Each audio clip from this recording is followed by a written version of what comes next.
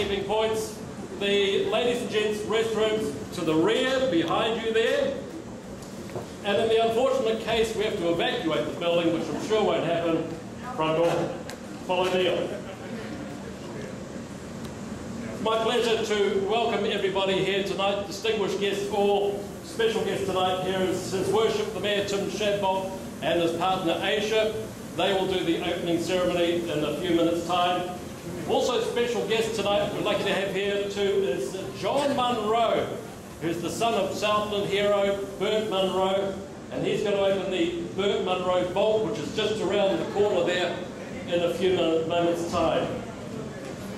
Also Solly and their children Aditi, Arian, they're the owners of this beautiful restaurant, so give them a big hand and make this happen for a moment.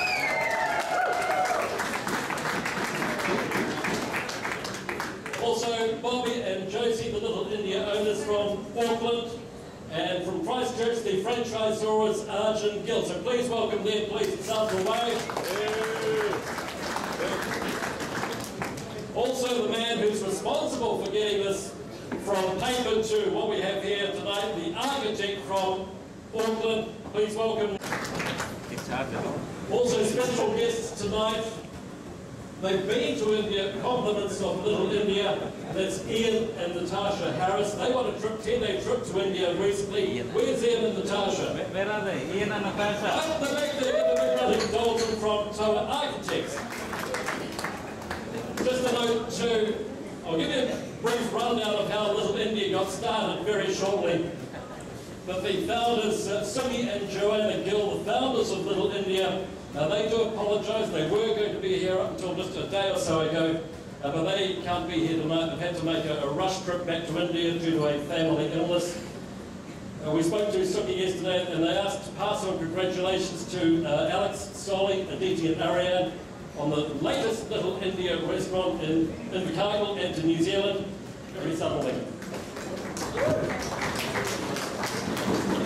Suki's mother and father visited from India some years ago. They decided to add a few Indian dishes to the fish and chip menu, not combining with the fish and chips, but get outside. And before they knew it, there was lines of people down the street around the corner just aching for these wonderful Indian dishes and to enjoy the fragrances and the culinary delights. And with a single old electric stove, probably an old Shadbolt, the ramshackle thing it was, they just struggled to keep up with the demand. And before they knew it, Joanna, she was the chef, and Suki, he's the accountant.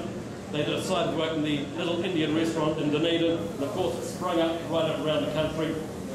They have about, I don't know, the kitchen that their grandmother, Burt Munro, she has individually and still individually trains every Little India head chef in her own kitchen in Chandigarh. Not in an old rickety old shack like oven, but the proper way. Just a note too about the food. They do use the proper tandoors, traditional tandoors, which have the clay pots. So none of the stuff is fired by gas. It's traditional tandoors, so you get that wonderful flavour going through all the naans and all the meat dishes. It's absolutely superb. Maybe we'll try some later on. That's just a quick background on the Little India restaurant, how it's got to this stage. There's going to be more and more.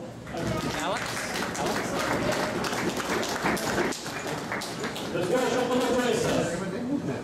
We certainly like to encourage investment in the city whenever we can, and it's marvellous to see Southern Beach being put to such good use. And of course it's, I think also great to see a special room dedicated the old bank vault to Burt Munro, because this was where the movie actually started, or it was next door actually, but the cameras are all in there and set up and all the equipment. And it was my first speaking line on a feature movie. And I went up to Burt's wagon, had a flat tyre, and I said, "Oh, your tyre's looking a bit flat, man." And of course, we're also that connection with India that's been developed. I was very fortunate to go over there to try and kidnap a few students. We went to about 10 cities in 8 days, so I'm not sure where I was or where I'd been, but it was certainly very exciting. And for me, the highlight was by accident. The New Zealand team were playing hockey against Germany. And to go to a hockey ground, and it was in northern India somewhere, and see 180,000 people packed in there, and it wasn't even a home match, you know. And New Zealanders did us, it was a scratch. We've got this. Oh, yeah. Officially declares Little India open!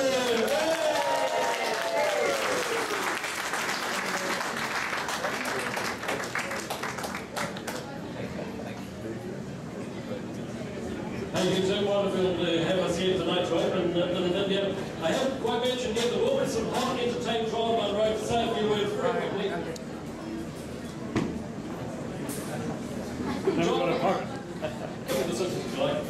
John will say a few quick words before he declares the Burt Munro Bowl open. Well, thank you for being here tonight, a little far away, wasn't it? Actually, I had some words, but they got stolen from me. I was going to say, who has eaten at the Little India before? And everyone put their hands up. But I'm going to ask, who has not seen the world's fastest Indian? Please hold your hand up if you have not seen. The cocktail prize. The car just goes on honouring my dad. We can't believe it as a family.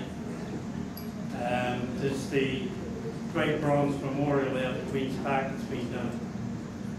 And there's the filming things like this for your dad. There's few and far between. And we just can't believe it that our dad, what does his dad do? Well, he was just my dad, you know. Dad gets up and chops the wood and lights the fire and all that sort of stuff. Goes to work and comes home and all that stuff. But dads are dads, and it's just a wonderful thing. So for Little India to honour our dad by making a special room, the vault, which I'm going to open shortly, is really something else. Another thing for Invercargill. We've got the Hayes collection, we've got the, it's not the Challenge any longer, it's the Burt. Have you been to the Burt?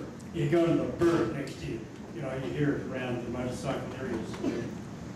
But please come in. I'm going to cut a ribbon here, and I'm going to have, you're going to have the opportunity to give me some money.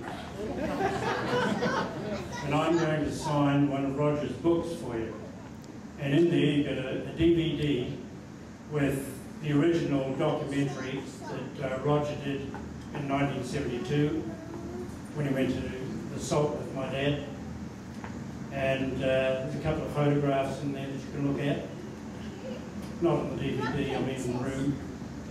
But on the DVD there's quite a bit of the cuts from the film that never went into the film. So you might want to look at that as well. So there we go, ladies and gentlemen. I guess it's time for me to get the scissors out. And if you get your wallets out, we'll come in and I'll get my pen sharpened up and we'll be in business. Thank you.